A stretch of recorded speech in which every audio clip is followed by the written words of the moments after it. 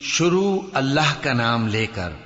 جو بڑا مہربان نہایت رحم والا ہے۔ سورج کی قسم اور اس کی دھوپ کی، اور چاند کی جب وہ اس کے پیچھے چلے، اور دن کی جب وہ اسے روشن کر دے، اور رات کی جب وہ اسے چھپا لے، اور آسمان کی اور اس ذات کی جس نے اسے بنایا، اور زمین کی اور اس ذات کی جس نے اسے پھیلایا،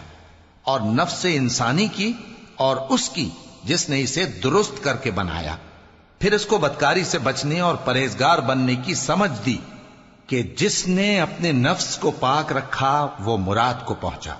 اور جس نے اسے خاک میں ملایا وہ نامراد رہا۔ قوم سمود نے اپنی سرکشی کے سبب پیغمبر کو جھٹلایا۔ جب ان میں سے ایک نہایت بدبخت اٹھا تو اللہ کے پیغمبر صالح نے ان سے کہا کہ اللہ کی اونٹنی اور اس کے پانی پینے کی باری سے خبردار رہو، مگر انہوں نے پیغمبر کو جھٹلایا، پھر اونٹنی کو مار ڈالا تو ان کے رب نے ان کے گناہ کے سبب ان کو نیست و نابود کر دیا، پھر سب کو برابر کر دیا، اور اللہ کو ان کے بدلہ لینے کا کچھ بھی ڈر نہیں۔